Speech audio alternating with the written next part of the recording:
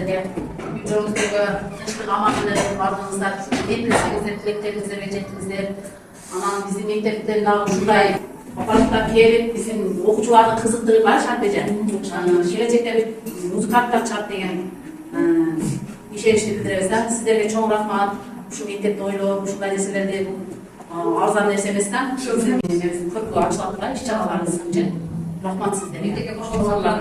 Sizlerge terek razılık gerektiğinden. Yüksek öğrenmeniz ollar. Tapkat tamamlarla. Allah bereket versin. Sizlerge razılık. Şu alanında oynayıp duran okucularımızı yetiştireyle. Sizlerle ilgili